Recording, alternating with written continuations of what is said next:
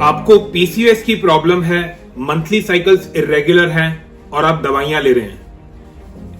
यह ट्रीटमेंट पूरी की पूरी तरीके से गलत है। ऐसा क्यों है, यह मैं आपको बताऊंगा आज अपने डिस्कशन में।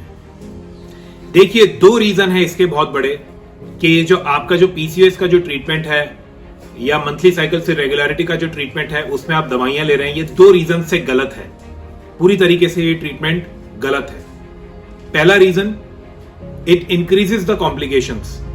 जो भी आप पीरियड पिल्स जिनको आप बोलते हैं वो बेसिकली ओरल कॉन्ट्रासेप्टिव पिल्स होती हैं या बर्थ कंट्रोल पिल्स होती हैं।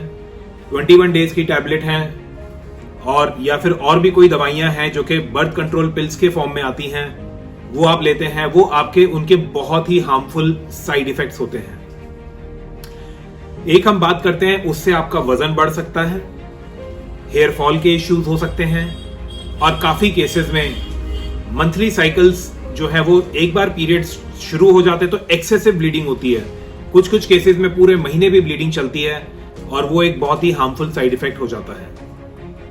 दूसरी प्रॉब्लम, डेंजरस साइड इफेक्ट्स होते हैं जैसे कि हार्ट अटैक का खतरा और ब्रेन स्ट्रोक का खतरा, क्योंकि ये जो पिल्स हैं ये आपके ब्लड को गाढ़ा कर देती हैं और उससे क्लॉटिंग का खतरा बढ़ता है जो कि हार्ट की आर्टरी को ब्लॉक कर सकता है या ब्रेन की आर्टरी को ब्लॉक कर सकता है और उससे हार्ट अटैक और ब्रेन स्ट्रोक का खतरा बॉडी में बढ़ जाता है।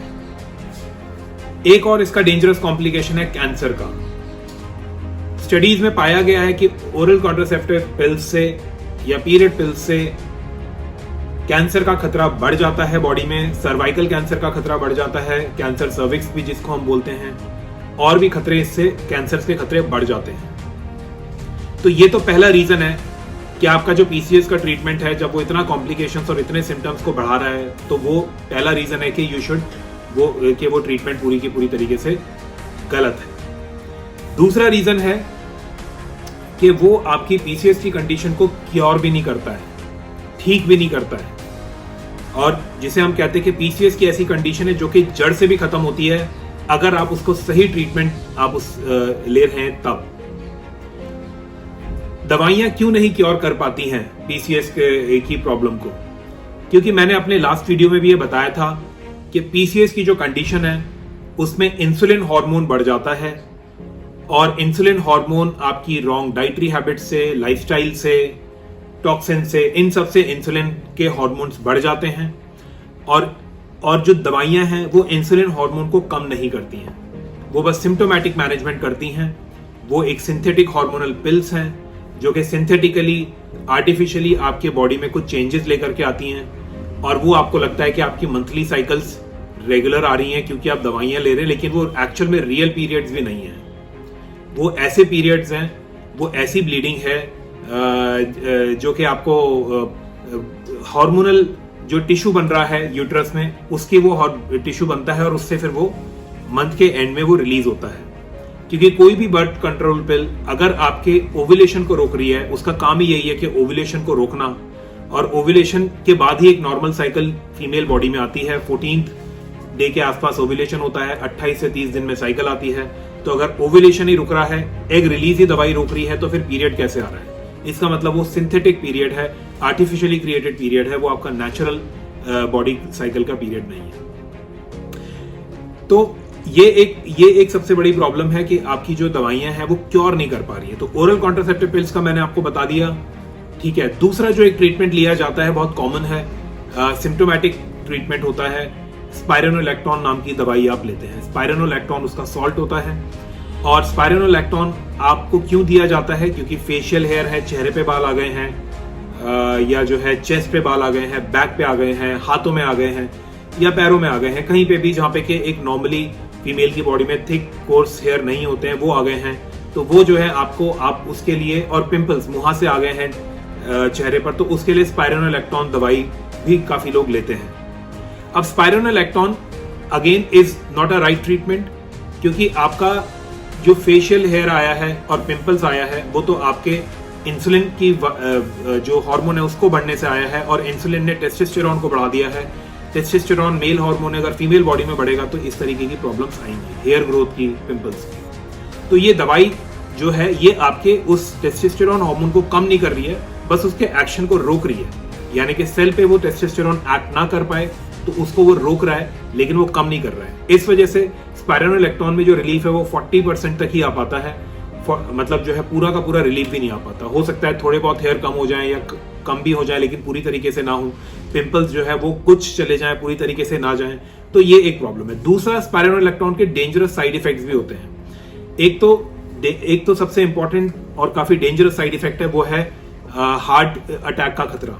अब वो क्यों बढ़ता है? क्योंकि स्पाइरोनोलेक्टोन से पोटेशियम लेवल्स बॉडी में बढ़ जाते हैं, और पोटेशियम लेवल्स बढ़ने की वजह से हार्ट अटैक का खतरा जो है बॉडी में बना रहता है। दूसरी जो प्रॉब्लम है स्पाइरोनोलेक्टोन से कि इसमें जो है अगर आप कंसीव कर लेते हैं बाय चांस, इसलिए स्पाइरोनोलेक्टोन के साथ में बर्थ कंट्रोल पिल्स के साथ ही दिया जाता है, क्योंकि अगर कंसीव कर लेते हैं तो स्पाइरोनोलेक्टोन एक टेरेटोजेनिक दवाई है। टेरेटोजेनिक मतलब कि जो बच्चा अगर जो है उसमें जन्म लेता है, अगर मदर ने स्पाइरोनोलेक्टोन की दवाई ली है, तो जो बच्चा है उसका आकार चेंज हो सकता है, फेस जो है मुंह का शेप चेंज हो सकता है, हाथ पैरों का, मतलब एक तरीके से डिफॉर्म बच्चा जो है वो डिलीवर होता है।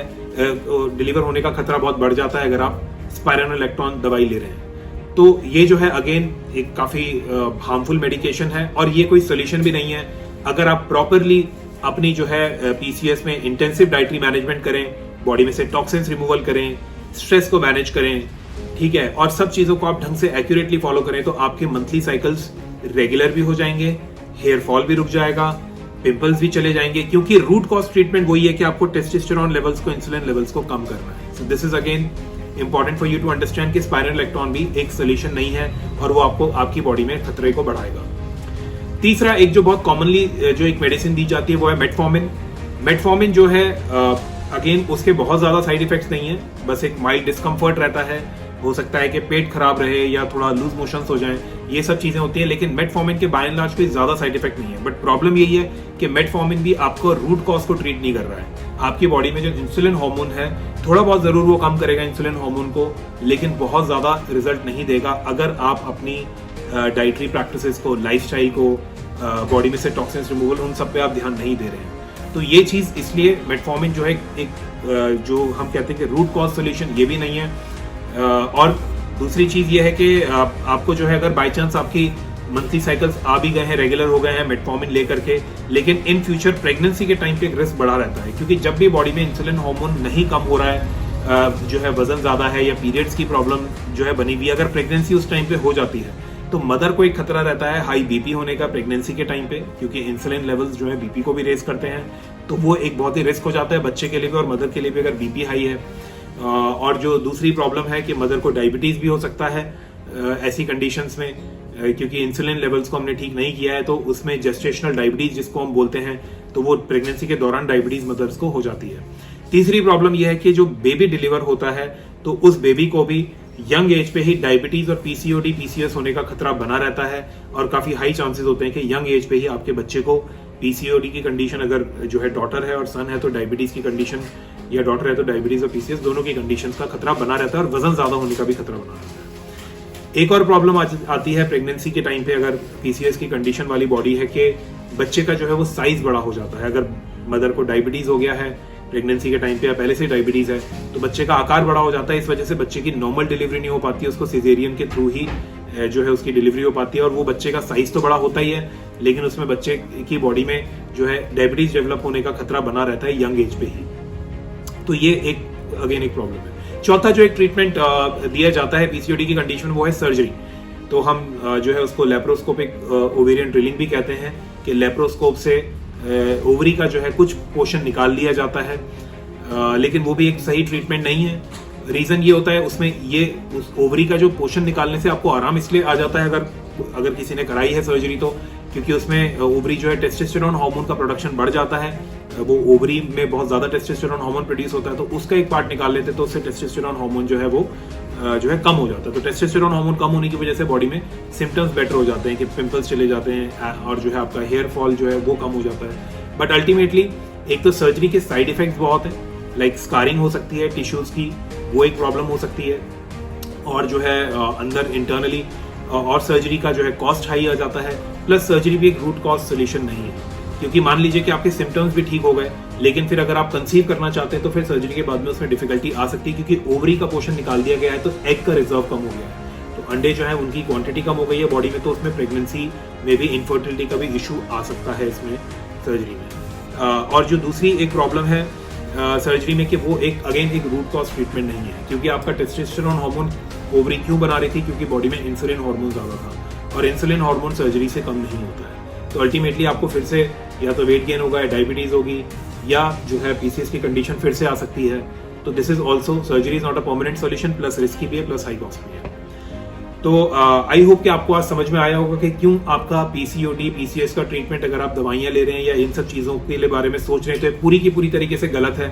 और अगर आपको सही ट्रीटमेंट लेना है, so we provide you MyCat protocol, metabolic and immune correction approach to treatment, जिसमें कि आपके हार्मोन्स भी बैलेंस हो जाते हैं, इंसुलिन लेवल्स भी कम हो जाते हैं, टेस्टोस्टेरोन लेवल्स भी कम हो जाते हैं, आपके मंथली साइकिल्स भी रेगुलर हो जाते हैं, आपकी प्रेगनेंसी भी हेल्दी होती है, बच्चे को भी कोई खतरा नहीं है, माँ को भी कोई खतरा नहीं है। तो वही एक सही ट्रीटमेंट है पीसीएस का, कि आप अपनी बॉडी का मेटाबॉलिज्म यानी कि हार्मोन और इम्यून सिस्टम यानी कि आपकी पूरी की पूरी इम्यूनिटी को बैलेंस करें, करेक्ट करें, ताकि आपकी जो है मंथली साइकिल्स भी बिल्कुल रेगुलर हो जाए और आपकी पीसीएस की प्रॉब्लम भी पूरी तरीके से खत्म हो जाए।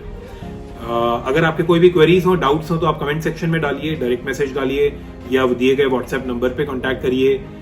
आई and my team would be happy to help you. First आप कंसल्टेशन इंट्रो लेना चाहते हैं, उसके लिए कोई चार्जेस नहीं है, that's totally free of cost, and we will explain you the complete treatment, ताकि आप लाइफ टाइम पीसीओएस के बिना रह सकें, पूरी की पूरी बॉडी को हेल्दी और फिट रख सकें, और आपको फ्यूचर में कॉम्प्लिकेशंस ना हो।